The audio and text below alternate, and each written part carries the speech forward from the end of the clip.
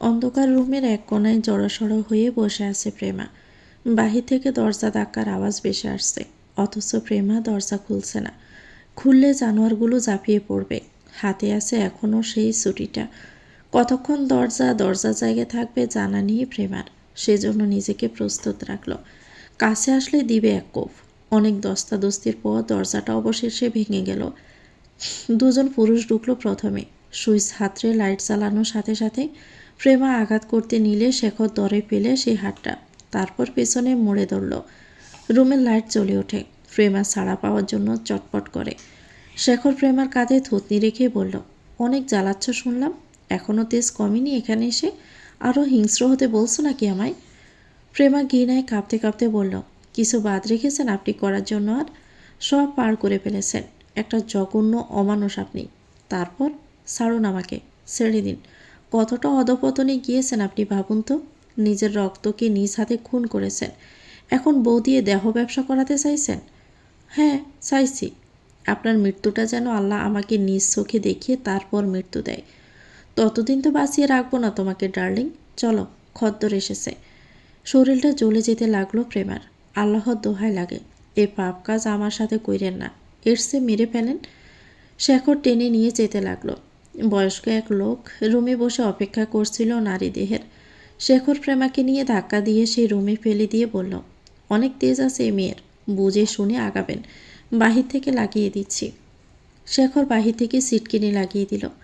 প্রেমা দরজায় জোরে জোরে ধাক্কা দিয়ে বারবার অনুরোধ অনুনয় করে বলতে লাগলো দরজাটা খুলে দেওয়ার জন্য। কিন্তু কেউ খুলল না। ওইদিকেও লোকটা ক্রমশ এগিয়ে আসলো প্রেমার দিকে। প্রেমা দুহাত জোর করে বলল, আপনি তো আমার বাবার বয়সী হবেন, দয়া করে আমাকে ছেড়ে দিন। আমার এত বড় সর্বনাশ করবেন না। লোকটা শুনল না। প্রেমার পরনে থাকা ওড়না ধরে টানতে লাগলো। প্রেমা ওড়নার প্রান্ত ধরে ফের অনুরোধ করল, শুনল না। যখন শরীরে হাত দিবে তখনই প্রেমা দিশামিশা না পেয়ে পাশ থেকে পিতলের ফুলদানিটা নিয়ে সজোরে বাড়ি মারল লোকটার মাথায়। লোকটার সাথে সাথে লুটিয়ে পড়ল ফ্লোরে। রক্তে ভেসে যেতে লাগলো ফ্লোরটা। প্রেমাকে খুন করে ফেলল। বয়ে এগিয়ে এসে নাকের কাছে হাত রেখে দেখলো শ্বাস ফেলছে না। মরে গেছে নাকি এ লোক? প্রেমা কি খুনি হয়ে গেল? ওরা যখন দরজা খুলে দেখবে লোকটাকে প্রেমা মেরে ফেলেছে, তখন কি হবে? মেরে ফেলবে প্রেমাকে? হ্যাঁ, প্রেমা তাহলে মরেই যেতে চায়। এই অপরাধের জন্য হলেও যেন ওরা প্রেমাকে মৃত্যু দেয়। রাতের দিকে সোলেমান ফিরল নিবাসে। ঘটনাটা কে ঘটিয়েছে রমনায় সেটা তদন্ত করার জন্য স্পেশাল টিম গঠন করা হয়েছে। এতগুলো মৃত্যু যার জন্য হলো তাকে ফেলে সোলেমান মাটির নিচে পুঁতে রাখবে পাড়া দিয়ে। মেহেরিন এশার নামাজটা পড়ে বাবার সাথে কথা বলছিল। তার বাবা আগামীকাল বিকেলে চলে যাবে। মেহেরিন আর রুমাইসাকে সোলেমান দিয়ে আসবে তেহরানদের বাসায়, সেজন্য সারাদিন ওরা ওখানে থাকবে, সন্ধ্যার দিকে নিয়ে আসবে। মেহেরিন জিজ্ঞেস করলো ডক্টর কি বলল চেক আপ করে। মোতালেব বইয়ে জানালো সব ঠিকঠাক আছে, ওষুধ নিয়মিত খেলে সুস্থ হয়ে যাবে।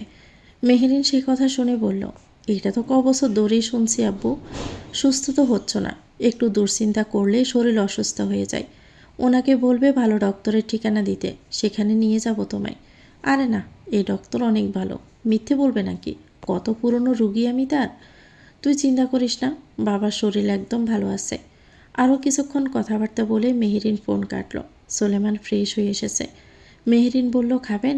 সোলেমান মাথা নেড়ে জানালো, রুমে নিয়ে আসো খাবার। মেহেরিন তাই করল। নিচে গিয়ে প্লেটে খাবার সাজিয়ে রুমে আসার পথে দেখল একজন বালিশ নিয়ে স্টাডি রুমের দিকে যাচ্ছে। ব্রু কুচকে আসলো সেটা দেখে মেহেরিনের। আবার কথা কাটাকাটি হয়েছে নাকি দুজনের? আগে তো কখনো বালিশ নিয়ে বের হতে দেখেনি এজওয়ানকে সে। মেহেরিন চলে গেল। মাহি দরজার পানে তাকিয়ে আছে। একটু আগেই এজওয়ান রুম থেকে বের হয়ে গেছে। কি হলো মাহি জানে না। রুমে আসলো, তারপর বালিশটা নিয়ে চলে যেতে লাগলো। মাহি জিজ্ঞেস করলো কোথায় যাচ্ছেন। এজওয়ান একবার ফিরে বলল, স্টাডি রুমে, কাজ আছে। আমার অনুপস্থিতিতে তোমার ভালো ঘুম হবে আশা করি, দরজা লাগিয়ে দিও। তারপর চলে গেল এজওয়ান। মাহি ঠায় দাঁড়িয়ে রইল সেখানে। এজওয়ান স্টাডি রুমে এসে ল্যাপটপটা ওপেন করলো। তখনই ফোনটা বেজে উঠল। এজওয়ান রিসিভ করলো। ওপাশ থেকে বেসে আসলো, খোঁজ পেয়েছো তার? এজওয়ান শক্ত গলায় বলল, না পাইনি, কিন্তু আমার কাছে তো অন্য খবর আছে। কি? তুমি জানো সে কে? না জানি না। শিওর? জেরা করছেন? না, একটু অবিশ্বাস লেগেছে। তুমি পারো না এমন কোনো কাজই নেই। আমি আল্লাহর বানানো কোনো ফেরেস্তা নই। আমি রক্তে মাংসে গড়া মানুষ। আমাকে দিয়ে সব কাজ হবে এটা বাবা বন্ধ করুন। ঠিক আছে, বিশ্বাস করলাম। এখন ফুল অ্যাক্সেস দাও আমাদের। কিসের? তোমার রিসার্চের। তুমি ফুল অ্যাক্সেস দাওনি। ওটাকে জাস্ট তুমি কন্ট্রোল করতে পারছো। আমাদের দিবে না কন্ট্রোল করতে? নো, ওটার মালিক আমি। তাই ওটার ফুল অ্যাক্সেসটাও আমার কাছে থাকবে। এখানে এত লুকোচুরি কেন?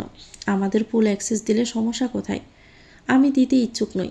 আপনি বেশি বাড়াবাড়ি করলে আপনাকে যেটুকু অ্যাক্সেস দেওয়া হয়েছিল সেটুকুও কেড়ে নিব। আমার ফুল অ্যাক্সেস চাই অ্যাজন। আমি কন্ট্রোল করতে চাই এটাকে। অ্যাজন ল্যাপটপে কিছু একটা করে বলল, যেটুকু অ্যাক্সেস দিয়েছিলাম যান সেটুকুও কেড়ে নিলাম। লোকটা নিজের ল্যাপটপে চেক করে দেখল, সত্যি সে কিছু দেখতে পারছে না। রাগে চিৎকার করে উঠল, কাজটা তুমি ঠিক করলেন না অ্যাজন। হ্যাক করতে বলছো তোমার সব করব? অ্যাজনের কথা শুনে গা কাঁপিয়ে হাসল।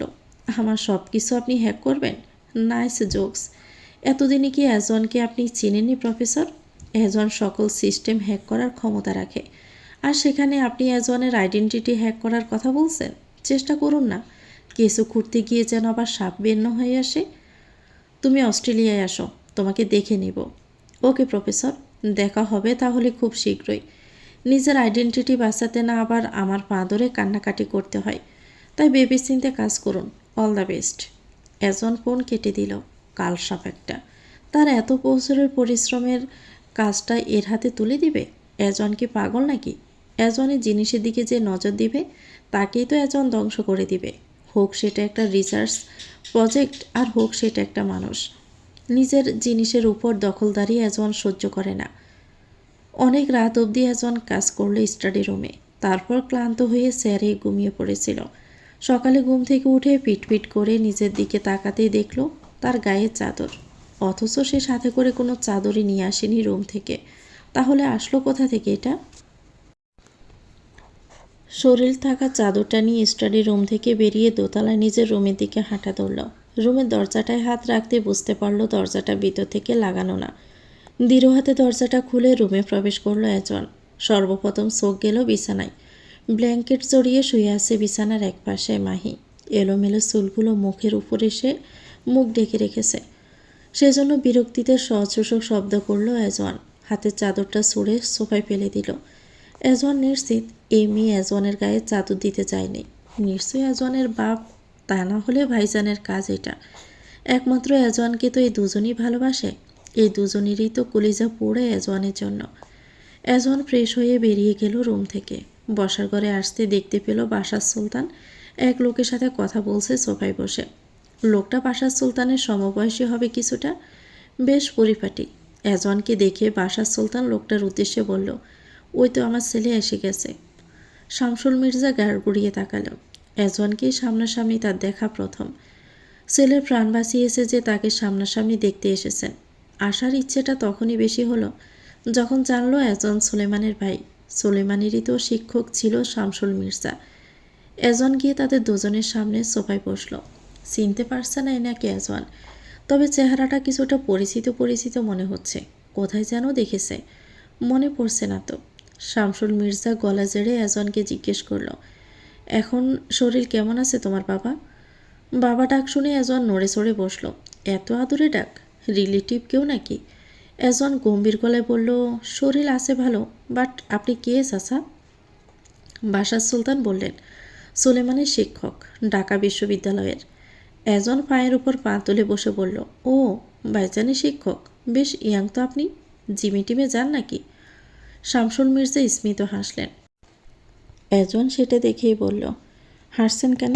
হাসির কিছু বলেছি?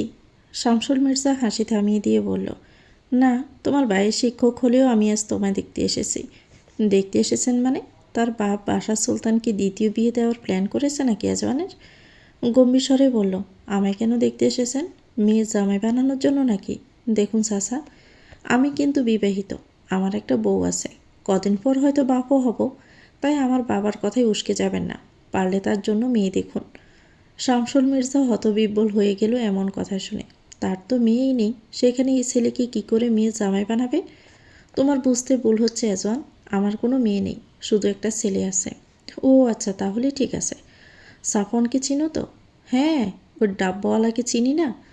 শামসুল মির্জা ব্রু কুচকাল ডাব্বাওয়ালা নামটা শুনে। ডাব্বাওয়ালা মানে? ও কিছু না। তা উনি কি করেছে আপনার?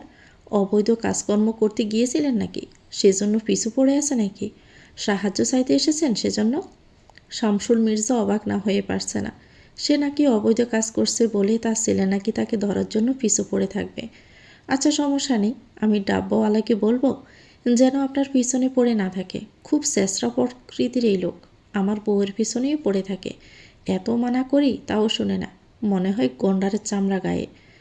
বাসার সুলতান এজনকে ধমক দিয়ে বলল, গাধার বাচ্চা, সাফওয়ানের বাপ এটা। তার ছেলের নামে তার কাছে বদনাম করছিস? এজন গাড় পেরিয়ে তাকালো সরু চোখে। শামসুল মির্জা বাখারা হয়ে আছেন। এসেছিল কৃতজ্ঞতা প্রকাশ করতে, অথচ হয়ে গেল হতবিহ্বল। এজন একটু মুখের চওড়া হাসি টেনে বলল, ওহো, মিস্টেক। ভুল জায়গায় সত্য কথা বলে ফেলেছি। কিছু মনে করবেন না আঙ্কেল। ছেলের প্রাণ বাঁচিয়েছ, সেজন্য তোমায় দেখতে আসা।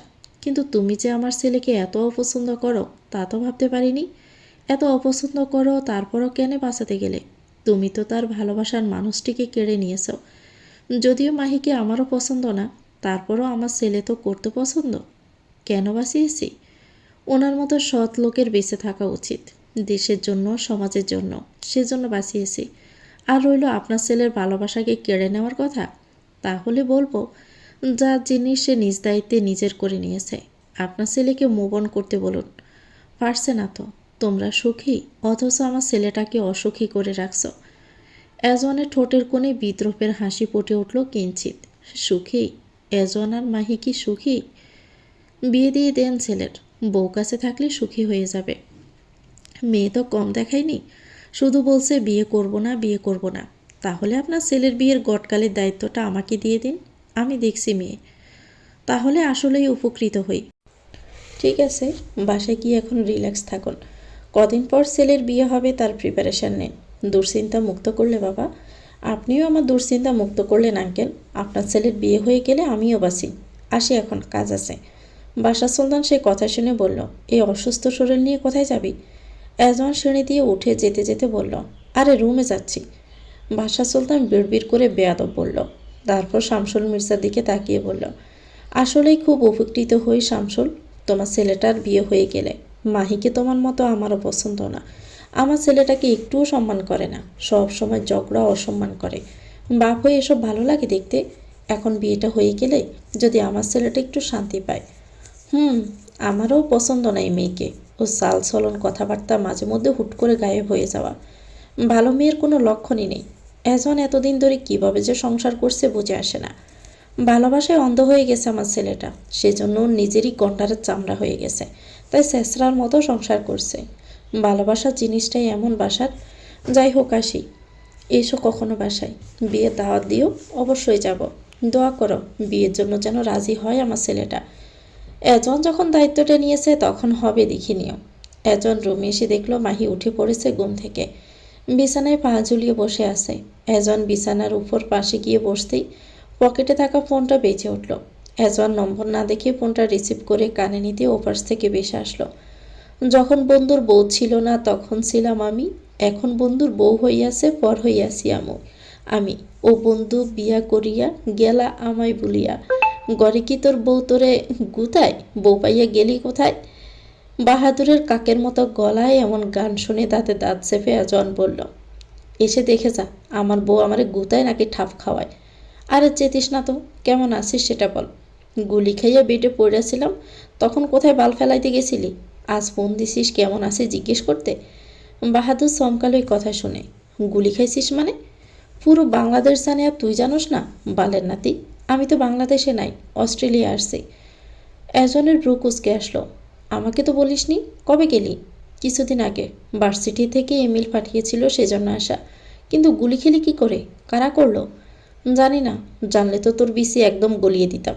শোরের বাচ্চার খোঁজটা শুধু পাই। অস্ট্রেলিয়া চলে আয়। কেন? তোর সাথে সংসার করতে? গে বাবস আমারে? গেই তো তুই, না হলে ফোন দিয়ে ওই গান গাইলি কেন? তোর জলে যে আমি বিবাহিত বলে? প্রচুর জলে। বিয়ে করে ফেল, তখন বুঝবি কোন জায়গা দিয়ে আসলে জলে শালার বেটা। এনা আসছিল। এজওয়ানের কপালে ধোঁয়াশ পড়ল এই কথা কানে আসার সাথে সাথে। রুম থেকে বের হয়ে বেলকনিতে গিয়ে জিজ্ঞেস করলো, কি বলল? সুলেমান ভাইয়ের কথা জিজ্ঞেস করলো। ও কি জানে না সুলেমান ভাই বিবাহিত? জানলে এখনও ঠিক থাকে? জানলে তো দৌড়াইয়া বাংলাদেশে চলে আসতো আমার ভাইয়ের সংসার ভাঙতে। তুই জানিস না আমি অস্ট্রেলিয়া এসে হ্যান্ডেল করবো এই পাগলকে। আচ্ছা তাড়াতাড়ি আয়, বেচারির জন্য খারাপ লাগে। এত খারাপ লাগলে করে ফেল না তুই বিয়েটা, তাহলে তো আমার ভাইটাও বাচ্চা যায়। পাত্তা দেয় না তো আমাকে। সো স্যাড তোর জন্য। ফোন রাখ এখন, আর ওই পাগলের কানে যেন না যায় এটা। আচ্ছা। এজন কথা শেষ করে পিছন ফিরে দেখলো মাহি দাঁড়িয়ে আছে তার পেছনে। এজন জিজ্ঞেস করলো, কিছু বলবে? মাহি চোখের ভাষায় জানালো সে কিছু বলতে চাই। বলো। মাহি এদিক ওদিক তাকিয়ে বলল, আমাদের একটা সমঝোতায় আসা উচিত। যেমন? আপনার পরিবারের পছন্দ না আমাকে, আর তোমার পছন্দ না আমি, তাই তো? মাহি দৃষ্টি সরিয়ে নিল। এজন দীর্ঘ একটা শ্বাস ফেলল। ইউ নো হোয়াট তরিকুলের বেটি, কুত্তার পেটে কখনো ঘি হজম হয় না। মাহি সাথে সাথে তাকালো এজনের দিকে। সেটা দেখে এজন বলল, ডোন্ট ওয়ারি, তোমাকে কুত্তা বলিনি, বাট আনফর্চুনেটলি আমি সেই ঘি, যেটা আবার যার তার পেটে হজম হয় না। মাহির মুখে স্পষ্ট দেখা গেল অপমানিত হওয়ার ছাপ। বুঝতে বাকি নেই এজন আসলে কি মিন করেছে। মুখটা এমন কালো হয়ে গেল কেন? তোমাকে তো আমি কিছু বলিনি, নিজেকেই তো ঘি বললাম। মাহির শরীর কাঁপতে লাগলো। ঘম ঘম গলায় বলল, আপনার সাথে কোনো সুস্থ মেয়ের পক্ষে সংসার করা সম্ভব না। বাট তুমি তো অসুস্থ, তোমাকে তো কেউ সুস্থ বলে না, বলে তো অসুস্থ মেয়ে। আমাকে ছেড়ে কেন দিচ্ছেন না তাহলে? অসুস্থ বলেই তো ছাড়ছি না, সুস্থ হলে তো কবেই ছেড়ে দিতাম। ছেড়ে দিয়ে নিজেও সুস্থ থাকুন, আর আমাকেও সুস্থ থাকতে দিন। অসুস্থ সম্পর্কের মধ্যে থাকতে থাকতে আমরা দুজনেই অসুস্থ হয়ে গেছি। মুক্তি চাও? মাহি মাথা নত করে বলল, হ্যাঁ। পাবে না তো? এভাবেই চলবে তাহলে এই সম্পর্ক? আমি আপনাকে এত দুঃখ দেই, এত অবজ্ঞা করি, তারপরও কেন আপনি আমার সাথে থাকতে চান? কারণ যা কিছু আমাকে দুঃখ দেয় সে সব কিছুর প্রতি আমার খুব দুর্বলতা। আমি আপনার দুর্বলতা? নিঃসন্দেহে। তোমায় দেখলে আমি দুর্বল হয়ে যাই। You know what I mean. শেষের কথাটা টেনেই বলল এজন, কিছুর একটা ইঙ্গিত দিয়ে। মাহি বেশ বুঝল অসুস্থ অথচ পাজলামো সে বাদ দিতে নারাজ। আপনি ভীষণ অসভ্য একটা লোক। তোমার বাপের চেয়েও তো ভালো। পরকিয়া তো আর করি না তোমাদের বাপ মেয়ের মতো। কি? আমি পরকিয়া করি? করো না বলছো? কখন করলাম? আমি দেখিনি ভেবেছ? দেখিনি? কিভাবে তুমি সাফওয়ানকে জড়িয়ে ধরে কাঁদছিলে? অপরাধী মনে হয়নি তখন? স্বামীর জন্য না কেঁদে এক্সের জন্য কাঁদছিলে। আমার দুঃখে তো তোমাকে তখনও কাঁদতে দেখা তো দূরের কথা, সামান্য মন খারাপ অবধি করতে দেখিনি। আমার দুঃখ কি তাহলে তোমায় ছুঁতে পারে না? আপনার দুঃখ আছে? আমার দেখা তো সবচেয়ে সুখী মানুষ আপনি।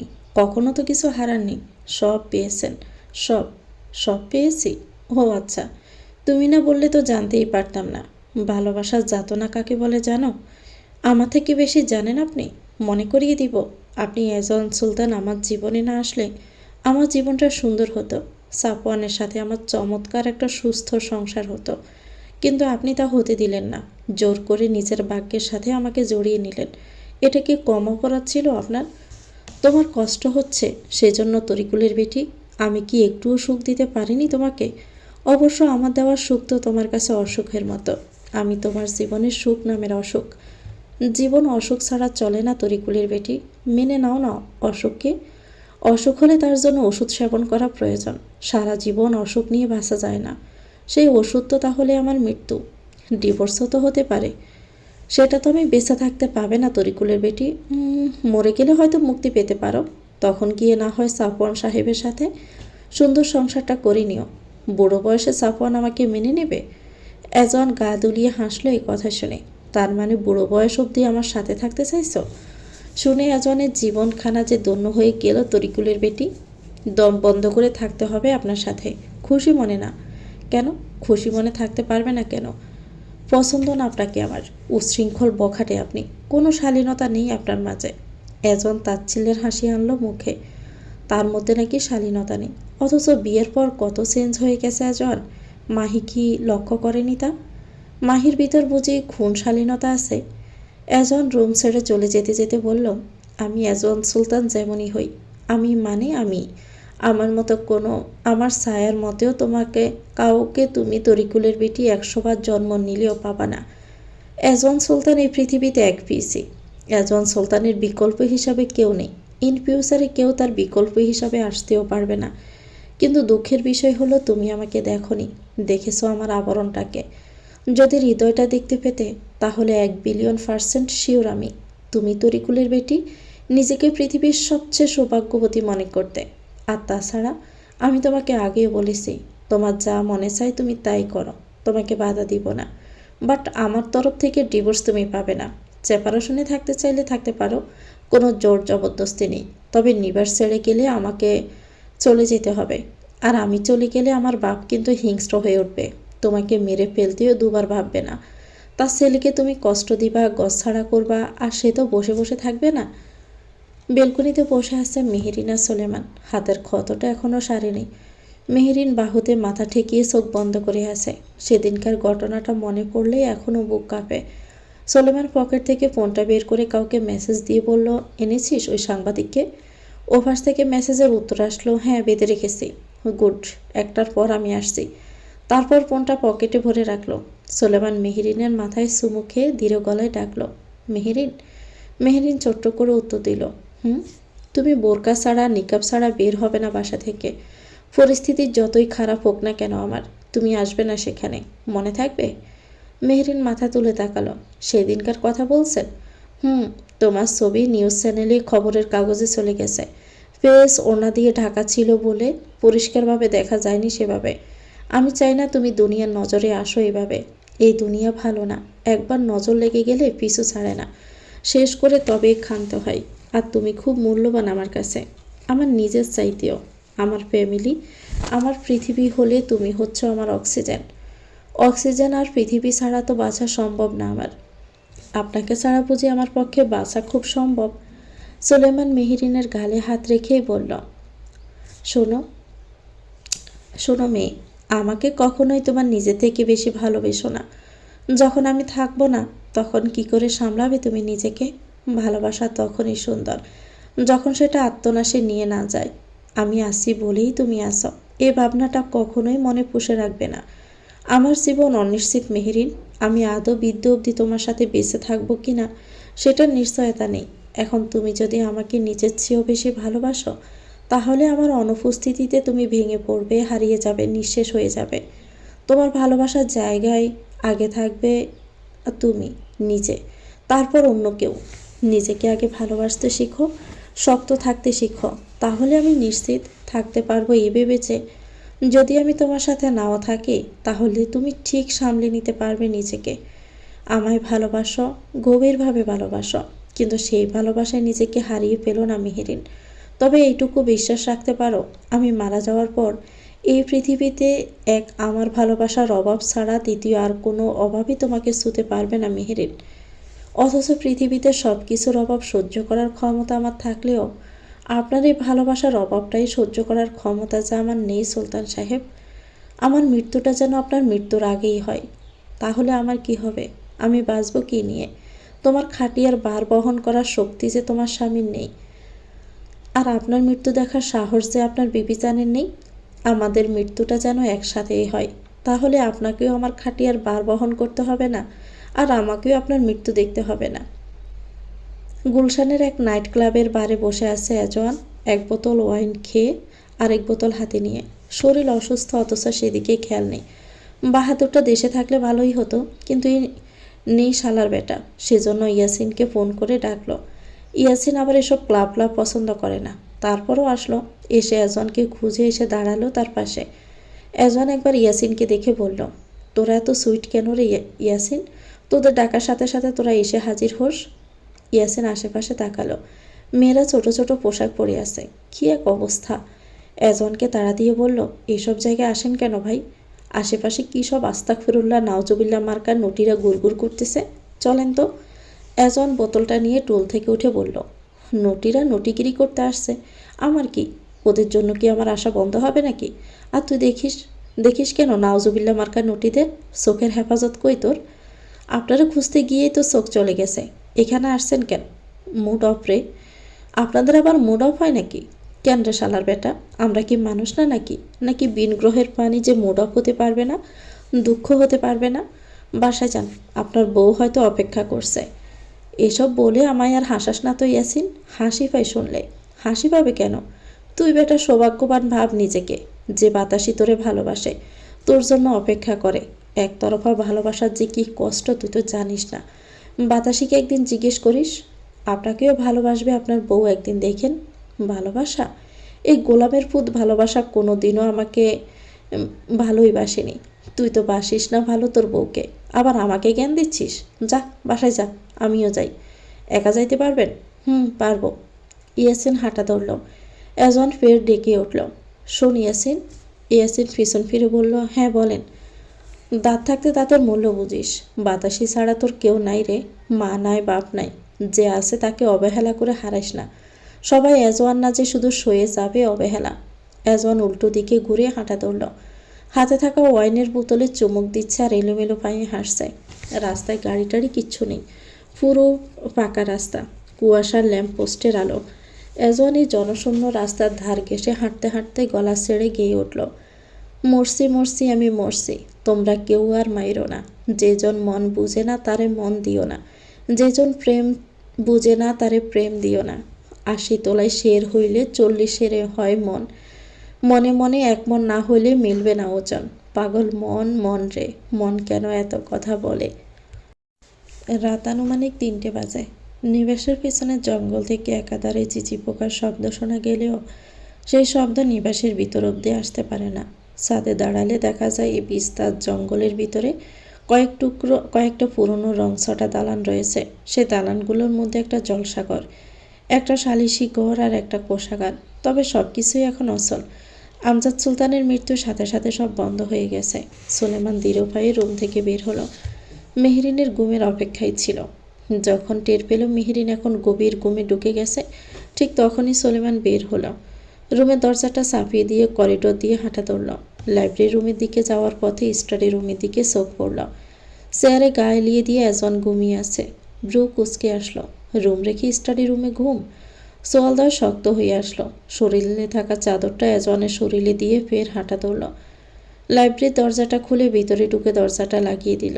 কাঙ্ক্ষিত এক বইয়ের তাকের সামনে দাঁড়ালো। তারপর একটি নির্দিষ্ট বই ধরে হালকা টান দিতেই হালকা শব্দ হয়। বইয়ের তাকগুলোর মাঝে একটি তাক স্বয়ংক্রিয়ভাবে সরে গিয়ে খুলে দেয় গোপন রাস্তা। গোপন রাস্তার সম্মুখে একটা দরজা আছে। সুলেমান একটা কোড লিখল। কোড লিখতে দরজাটা খুলে গেল। সুলেমান ভিতরে ঢুকলো। সরু চিকন করিডরের মতো লাইন। দেওয়ালের সাথে থাকতে একটা সুইচ টিপে আলো জ্বালালো। তারপর দ্রুত হাঁটা ধরল। যত ভিতরে ঢুকছে ততই গোপন সুড়ঙ্গের আসল রূপ বেরিয়ে আসছে। চারদিকে দেওয়ালে রক্তের ছাপ, মাটিতে মানুষের হাত পা, মাথার হাড়গোড় পড়ে আছে।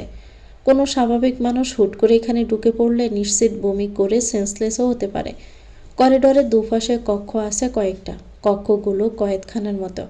আগে এখানে মানুষ আটকে রাখা হতো। সুলেমান একদম শেষ প্রান্তে গেল। দেখলো তার চাচা বসে আছে। সুলেমান জিজ্ঞেস করলো, কোথায়?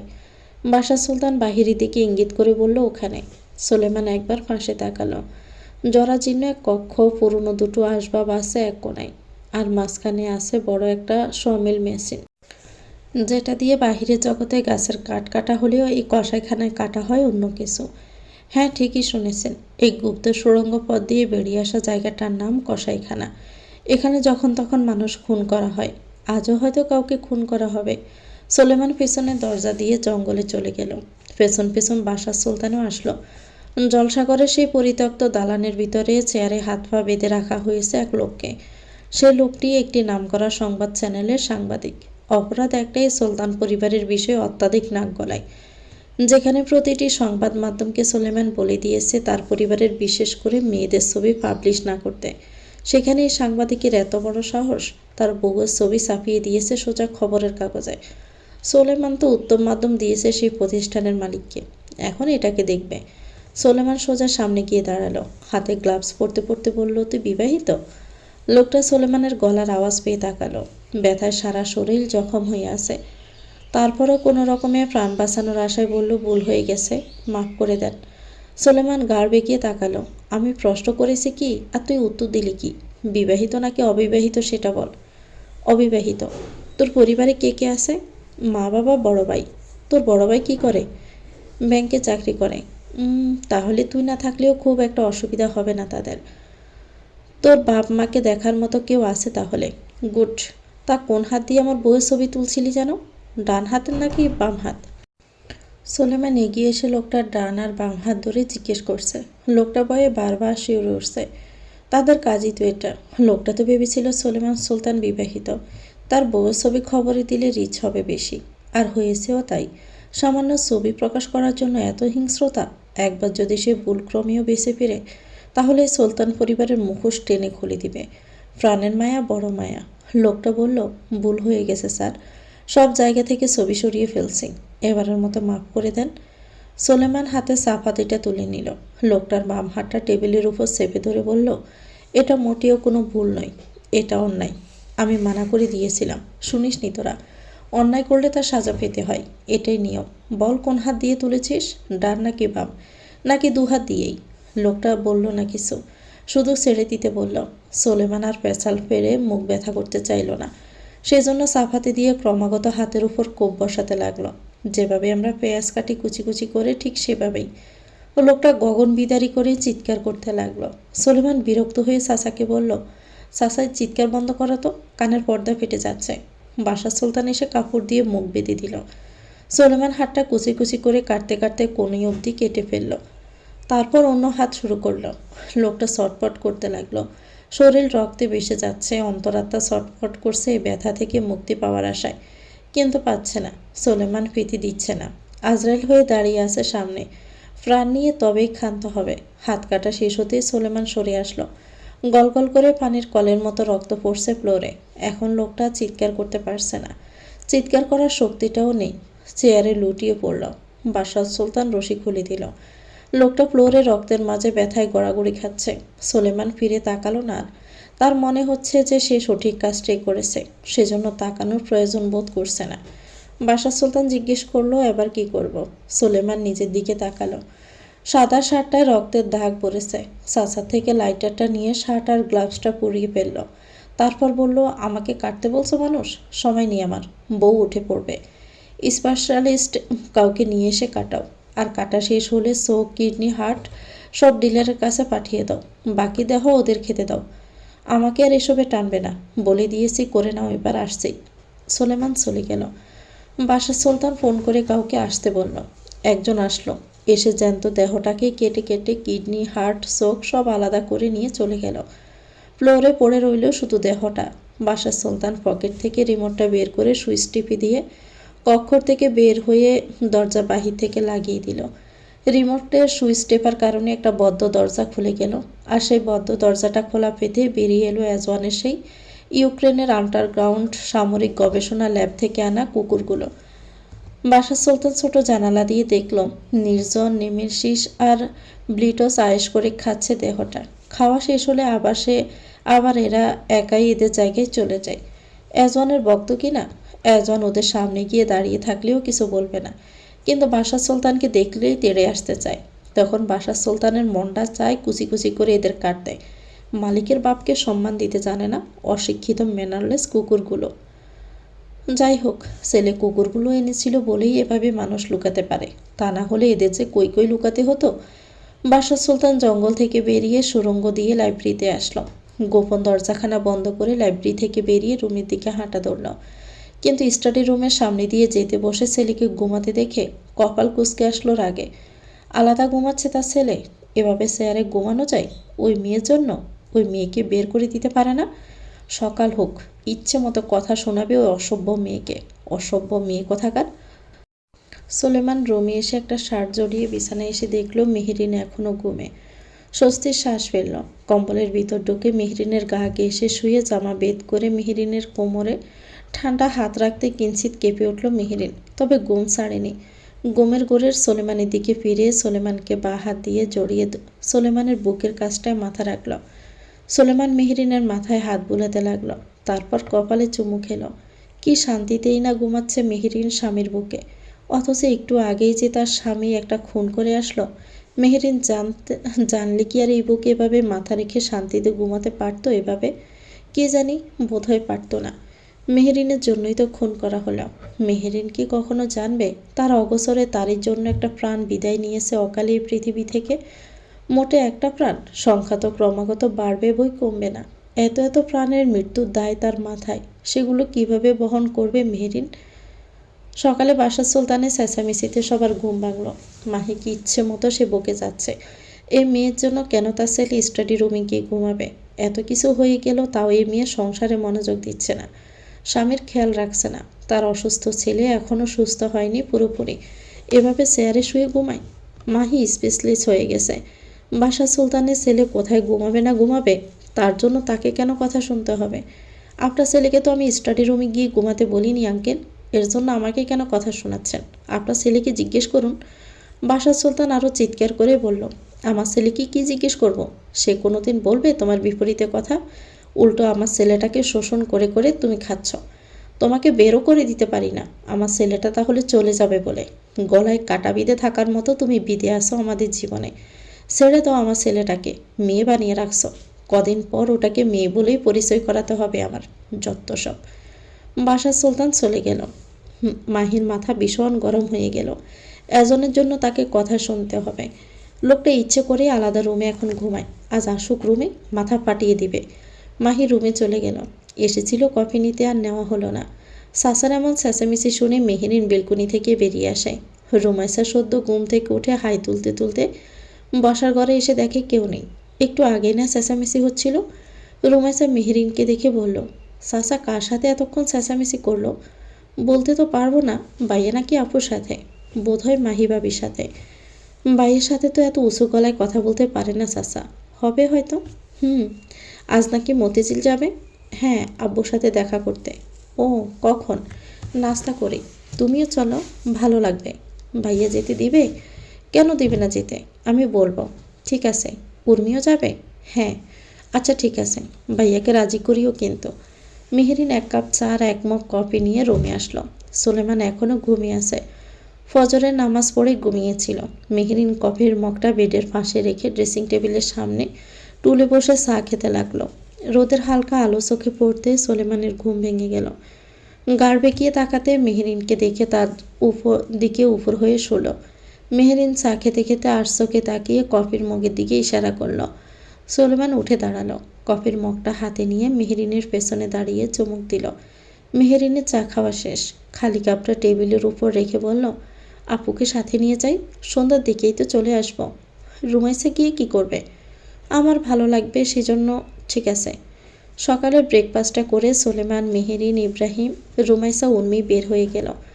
আমিরুল সুলতান আর আনোয়ার সুলতান চলে গেছে নওগাঁ। ড্রাইভিং সিটে সুলেমান আর পাশে মেহেরিন, পেছনের সিটে মাঝখানে উর্মি আর দুই পাশে রুমাইসা আর ইব্রাহিম। মতিঝিলে একদম তেহরানদের বাসার সামনে গিয়ে গাড়ি দাঁড় করালো। সুলেমান ইব্রাহিম ঢুকে মোতালেব ভুইয়ার সাথে কিছুক্ষণ কথাবার্তা বলে চলে গেল। তালজিলা বেগম আয়োজন করছিল খাবার দাবারের, কিন্তু ওরা দুজন খেলো না, চলে গেছে। বাড়িতে তেহরান নেই, আছে তানবীর। মেহেরিন আর উর্মিকে তো সে অনেক খুশি দেখে। তানবীর আবার ইন্টার প্রথম বর্ষে উঠেছে, ঢাকা কলেজে পড়াশোনা করে। কদিন পর পরই সিটি কলেজের সাথে মারামারি লাগে। তানবীরের কী যে দুঃখ লাগে। এই 2 কলেজ মনে হয় 2 সতীন, সহ্য করতে পারে না কেউ কাউকে। মেহেরিন বাবার পাশে বসল। ডক্টর কি বলল আব্বু? ভালোই আছে শরীরটা, উন্নত হয়েছে বলল। দেখি রিপোর্টটা দাও। মোতালেব ভুইয়া আমতা আমতা করে বলল, রিপোর্ট তো আনি নাই। রিপোর্ট আনোনি কেন? আনা হয়নি, কী জন্য সমস্যা হয়েছিল? ডাক্তার বলল নওগাঁ পাঠিয়ে দিবে রিপোর্ট। এখনও বুকে ব্যথা হয় রাতে আব্বু? যদিও প্রায় সময় একটু দুশ্চিন্তা বেশি হলেই বুকে ব্যথা ওঠে। এখন মেয়েকে বলল, মেয়ের দুশ্চিন্তা বেড়ে যাবে বলে মোতালেব ভুইয়া বলল, আগে থেকে কমেছে, চিন্তা করো না। চলো, খাওয়ার জন্য ডাকছে। মোতালেব ভুইয়া উঠে গেলেন। মেহেরিন ঠোঁট চেপে ধরল। আল্লাহ তার আব্বাকে সুস্থ করে দিক, সকল ব্যথা নিঃশেষ করে দিক। দুপুরের পরপর তেহরান আসলো বাসায়। জানতো মেহেরিন আসবে, কিন্তু মেহেরিনের ননদটাও যে আসবে সেটা তো জানতো না। রুমাইসা, তানবীর আর উম্মি মিলে গল্পগুজব করছিল। তানবীর বলছে তার বড় ভাই কতটা হার্টলেস একটা মানুষ, তানবীরকে সহ্যই করতে পারে না, খুব বদমাইশ। তানবীর আবার বড় ভাইয়ের নামে বদনাম রটাতে পারলে খুব আনন্দিত হয়। সবাইকে জানায় তার ভাই কতটা পাষাণ। তেহরান তার কোনো কিছু ধরতে দেয় না তানবীরকে। রুমাইসা সব শুনছে, কত বড় পাজি তেহরান নামের লোকটা। ছোট ভাইকে নাকি ঝাড়ু সার্জারের পিতা দিয়ে মারে, অথচ তার বড় ভাইরা কত ভালো, যা চায় তাই দেয়, শুধু বাহিরে যেতে দিতে চায় না। উর্মি তানবীরের কথা শুনে বলল, তুমি নিজেও তো কম পাজি না তানবীর, শুধু বড় ভাইয়ের পিছনে লাগো। ভাইয়ের ল্যাপটপটা যে গুঁড়ো সাবান দিয়ে তুমি ভিজিয়ে রেখেছো পানিতে, তুমিও যেমন দুষ্টুমি করো তেমনই পানিশমেন্ট তেহরান ভাইয়া তোমাকে দেয়। তানবীর মুখ বেঁকিয়ে বলল, শত্রুস কোথাকার, আমার সাপোর্ট না নিয়ে ভাইয়া সাপোর্ট নিচ্ছ? দোয়া করে দিলাম গাদি গাদি বাচ্চার মা হও তুমি, আর সবগুলো যেন তানবীরের ফটোকপি হয়। দুপুরের খাবার খেতে বসে সবাই খাবার টেবিলে বসলো। তেহরান রুমেসাকে দেখে বলল, হাই বেআইন, হাউ আর ইউ? কিছুটা পুরান ঢাকার বাসার টোনে কথা বলল তেহরান। রুমেসা হাসার চেষ্টা করে বলল, আলহামদুলিল্লাহ ভালো, আপনি? জি, এখন আলহামদুলিল্লাহ ভালো আছি। তানজিলা বেগম খাবার বেড়ে দিলেন। খাওয়া দাওয়া শেষ করে বিকেলের দিকে রওনা হলেন মোতালেব ভূঁইয়া নওগাঁর উদ্দেশ্যে। মেহেরিন বলল বাড়ি ফিরে জানাতে। মোতালেব ভূঁইয়া মাথা নাড়িয়ে আচ্ছা বলল। মেহেরিন ততক্ষণ দাঁড়িয়ে থাকলো যতক্ষণ না গাড়িটা চোখের বাহিরে চলে যায়। বাড়ি ফেরার আগে তেহরান মেহেরিনকে ফোন করে বলল, তারা কি খাবে? মেহেরিন বলল, যা মনে চায় নিয়ে আসতে। উর্মি বলল, ভাজা পোড়া কিছু আনতে। এদিকে রুমাইসা আবার ভাজা পোড়া খায় না বললেই চলে। রুমাইসা মেহেরিনকে বলল, ভাবি আমি কিন্তু ভাজা পোড়া খাই না। মেহেরিন বলল, তুমি তাহলে কি খাবে বলো, ভাইয়া নিয়ে আসবে। রুমাইসার সবেই বলতে যাবে আর তখনই ফোন কেটে গেল। কেমন যেন অপমানিত বোধ হওয়ার মতো হলো বিষয়টা। মেহেরিন ভেবেছিল টাকা শেষ, সেজন্য কল কেটে গেছে। তেহরান হয়তো কল করবে, কিন্তু না করলো না। মেহেরিন ফোন দিলে দুবার ধরল না। তেহরান চটপটি ভাজা পোড়া আর ভ্যানিলা আইসক্রিমের বাটি নিয়ে ফিরল। উর্মি ভাজা পোড়া নিয়ে বসলো। মেহেরিন তেহরানকে দেখা মাত্রই বলল, ফোন ধরনি কেন ভাইয়া? আপু এসব ভাজা পোড়া খায় না। তেহরান আইসক্রিমের বাটিটা ধরিয়ে দিয়ে বলল, এটা তো ননদের জন্য, আশা করি খেতে কোনো অসুবিধা হবে না। মেহেরিন আইসক্রিমের বাটিটা নিয়ে রুমে আসলো। রুমাইসা তখন ফোনে ব্যস্ত। এ তরুণকে মাঝে মধ্যে রুমাইসা পায় না বলতে গেলে। একটু আগেই কথা বললো মেসেজে, আর এখন অফলাইন দেখাচ্ছে। মেহেরিন আইসক্রিমের বাটিটা রুমাইসার পাশে রেখে বললাম, আপু নাও তোমার পছন্দের আইসক্রিম। রুমাইসা মাথা ঘুরিয়ে দেখলো ভ্যানিলা আইসক্রিম। চোখ মুখ উজ্জ্বল হয়ে উঠল আনন্দে। তুমি আনলে নাকি ভাবি? না না, ভাইয়াই নিয়ে আসছে। কার জন্য? তোমার জন্য। রুমাইসা অবাক হয়ে বলল, উনি এনেছেন? উনি জানলো কি করে আমার ভ্যানিলা আইসক্রিম পছন্দ? তা তো বলতে পারবো না, হয়তো না ভেবেই নিয়ে আসছে চলে। মেয়েরা তো আইসক্রিমটা একটু বেশি পছন্দ করে। রুমাইসা খাওয়ায় মনোযোগ দিল। 8টার দিকে সোলেমান আসলো মেহেরিনদের নিতে। তানবীরের কী যেমন খারাপ, সোলেমানের সামনেই বসে বলল, বউ নিতে চলে আসছেন এমপি দুলাভাই? কয়েকদিন থাকলে কি হয়, আপনি তো নিজ থেকে আমাদের যেতেও বলবেন না, আবার আপুকে থাকতেও দিবেন না। সোলেমান ছোট শালাকে আদর করে বলল, যখনই মন চায় তখনই চলে এসো নিবাসে, কোনো বাধা নেই। রাত বেড়াতে চলে যাব কিন্তু। বললামই তো, যখন মন চায় তখনই। মেহেরিনরা চলে যাওয়ার সময় তেহরানকে আর দেখা গেল না। তখন কোথাও একটা গিয়েছিল। বাড়ি ফিরে এসে শুনে মেহেরিনরা চলে গেছে। তেহরান মায়ের পাশে বসে বলল, একটা কথা বলতাম আম্মা। বল, শুনছি। আমার বয়স কত হলো? ভুলে গেছি রে, কত হলো? 28 29 তো হবেই। ও আচ্ছা। ও আচ্ছা আবার কি, আমাকে কি বিয়ে শাদী দিবে না নাকি? তানবীর পাশ দিয়ে যাচ্ছিল। বড় ভাইয়ের এমন কথা শুনে গালে তওবা কাটতে কাটতে বলল, আস্তাগফিরুল্লাহ আস্তাগফিরুল্লাহ। কি নির্লজ্জ ছেলে তোমার আম্মু, কিভাবে বিয়ের কথা বলছে? এ বেকার ছেলে ইনকাম করো তুমি, আবার বিয়ে করতে চাইছ? বয়স কত তোমার? নাক টিপলে হিনুদ বের হয় এখনো। তেহরান সোফা থেকে বালিশটা তানবীরের দিকে ছড়ে দিয়ে বলল, জুতার বাড়ি খাইস না আমার হাতে তানবীর, যা এখান থেকে। তানবীর মুখ বাঁকিয়ে বলল, আম্মু রাজু হবা না কিন্তু বিয়ে দিতে, আমি বড় হব তারপর রাজি হবা। তুই যাবেই? তেহরানের দমক খেয়ে অর্ধেক চলে গিয়ে ফের ফিরে এসে বলল, তোমার ছেলে মনে হয় আম্মা প্রেম করে, খেয়াল করলেই দেখবা মাঝে মধ্যে কি ব্লাস্টাই না করে একা একা। তানবীরের বাচ্চা। তানবীর দৌড়ে চলে গেল। তানজিলা বেগম ছেলের পানে তাকিয়ে বলল, আসলেই তুই প্রেম করিস? কে মেয়েটা? কোন মেয়ের মাথা তা ছেড়ে গেছে যে তোর মতো আবুলের সাথে প্রেম করে? আম্মু তুমিও? তেহরান রেগে উঠল। মা ছেলে দুটোই চরম শত্রু তেহরানের। তেহরান রেগে চলে গেল। শালা জিন্দিগি, এরা জীবনেও নিজ থেকে তেহরানের বিয়ে দিবে না। মেহেরেনরা বাড়ি ফিরে দেখলো এজন তার বাবার সাথে বাগানে কথা কাটাকাটি করছে। সোলেমান বিরক্ত হয়ে বউ নিয়ে চলে গেল রুমে। এদের এই কথা কাটাকাটি আজীবনেও শেষ হবে না। মেহেরিন রুমে এসে বোরকা খুলে বলল, সকালেও দেখলাম চাচা চেঁচামেচি করছিল, এখনও দেখছি। কি নিয়ে সমস্যা এত? মাহিকে নিয়ে বোধ হয়। উনি কিছু করেছে আবার? এজন স্টাডি রুমে ঘুমায় আলাদা, সেটা হয়তো দেখে ফেলেছে চাচা।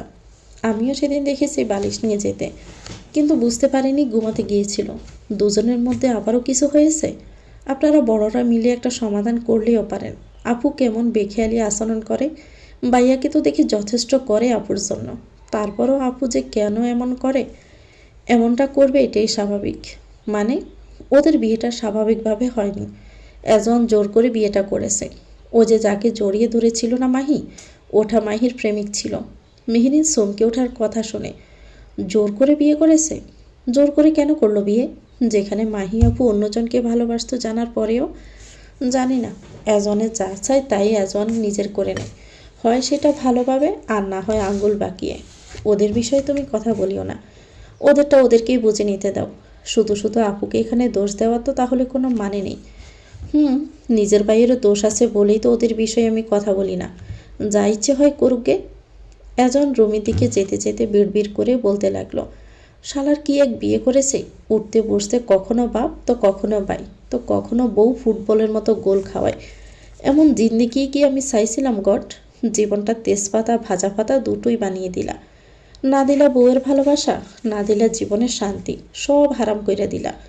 রুমি ঢুকে দেখলো মাহি রুম জুড়ে পায়চারি করছে। এজন শরীর ঝাড়া দিয়ে টান টান করে নেয়। চুলগুলো ঠিক করে রুমি ঢুকতে মাহি তেড়ে আসে। এজন ব্রু কুচকালো এভাবে এগিয়ে আসতে দেখে। এজন গম্ভীর গলায় জিজ্ঞেস করলো, এভাবে তেড়ে আসার মানে কি? সমস্যা কি আপনার? তোমার সমস্যা কি আগে সেটা বলো। কয়েকদিন ধরে লক্ষ্য করছি আপনি আলাদা রুমে ঘুমান। আপনার জন্য তো আমাকে কথা শুনতে হচ্ছে। আপনার বিছানা তো যথেষ্ট বড়, সমস্যা হওয়া তো কথা নয়। তাহলে নাকি ইচ্ছে করে আমাকে বকা খাওয়ানোর জন্য এমনটা করছেন? এজন আয়নার সামনে দাঁড়িয়ে বলল, আসলে বিষয়টা তেমন না যেমনটা তুমি ভাবছ। মাহি পেছনে দাঁড়িয়ে বলল, তাহলে বিষয়টা কেমন? এজন বালিশটা নিয়ে যেতে যেতে বলল, বিষয়টা হলো তোমার শরীর থেকে এখন চিকামারা দুর্গন্ধ আসে, আর তুমি বোধহয় তোমার এক্সের শোকে গোসল করতে ভুলে গেছো। আমার আবার দুর্গন্ধে অ্যালার্জি আছে তো পেট মোচড় দিয়ে ওঠে তোমার কাছে এসে দাঁড়ালে। সম্ভব হলে জমজমের পানি ছিটিয়ে শরীরটি একটু পরিষ্কার করে নিও। এতে যদি শরীর থেকে দুর্গন্ধটা কমে গিয়ে আমার সংসারটা একটুখানি বরকত আসে। মাহি রেগে চিৎকার করে বলল, এজওয়ানের বাচ্চা। এজওয়ান পিছন ফিরেই বলল, মিস্টেক, বাসার সুলতানের বাচ্চা আমি।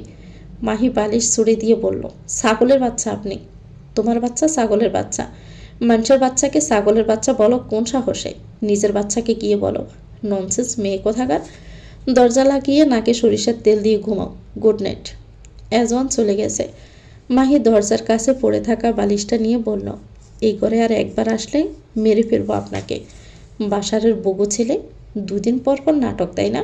বাপ ভাইকে বলতে পারেন না কেন আলাদা রুমে গিয়ে ঘুমান? বললামই তো তোমার শরীর দিয়ে দুর্গন্ধ আসে সেজন্য ঘুমাই না। এখন কি মাইক দিয়ে সবাইকে জানিয়ে বলবো? মান সম্মানকে নিলামে তুলবো? স্বামীর সাথে ঘুমাতে চাইলে ডোলে ডোলে গোসল করো, তারপর আসছি আদর করতে। মাহি আবার শব্দ করে দরজা লাগিয়ে দিল ভিতর থেকে। তারপর আয়নার সামনে দাঁড়িয়ে কিছুক্ষণ নিজেকে দেখলো। তারপর কি মনে করে যেন গায়ে থাকা জামার কাছে নাকটা নিয়ে দেখলো আসলে কি দুর্গন্ধ কিনা। কোথায় দুর্গন্ধ? ফাজিল লোক, অসভ্য লোক কোথাকার। কান্দাপাড়ার পতিতালয়ের বাহিরের গেট দিয়ে হেঁটে আসছে সৈয়দ ইকবাল পাটোয়ারি। পরনে কালো পাঞ্জাবি আর কালো চাদর। শেখরের খুবই বিশ্বস্ত একজন লোক ইকবাল। আজ অনেকদিন পর এসেছে কান্দাপাড়া। শেখর ডেকেছে। আরজন কিসের কথা বলে বলে একটা কাজ আছে। ইকবাল হেঁটে চলছে। করিডোরের দুই ধারে মেয়েরা সেজে বসে আছে। খদ্দেররা এক এক করে আসছে যাচ্ছে। ইকবাল একবার তাকিয়ে সোজা হাঁটা ধরল।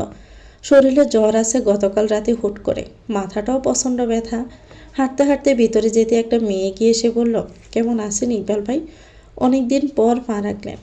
ইকবাল জবাব দিল না, হাঁটতেই থাকলো। আকস্মিক এক ঘরের পাশ দিয়ে যেতে নিলে ভেতর থেকে ঘুঙানির আওয়াজ পেয়ে দাঁড়িয়ে যায়। ঘুঙাচ্ছে কি আবার? ইকবাল শুনেছে এখানকার একটা মেয়ে নাকি ফোয়াতে, তার ব্যথা ট্যাথা উঠেছে নাকি। দরজায় হাত রাখবে এমন সময় মনি এসে বলল, ইকবাল ভাই আপনি এখানে? শেখর তো ভিতরে, যান ভিতরে যান। ইকবাল মাথা নেড়ে চলে গেল। মনি সেই ঘরের দিকে একবার তাকিয়ে চলে গেল। ঘরের ভিতরে পড়ে আছে প্রেমা। খুন করার অপরাধে মারাত্মকভাবে অত্যাচার করা হয়েছে প্রেমার উপরে। শেখর মনি দুজনে মিলে খুব মেরেছে প্রেমাকে। সেই মারে শরীরের বেশ কয়েক জায়গায় কেটে গেছিল। সে কেটে যাওয়া জায়গায় আবার মরিচের গুঁড়া লাগিয়ে দিয়েছে মণি। মরিচের গুঁড়া লাগিয়ে এতেই ক্ষান্ত হয়নি মণি।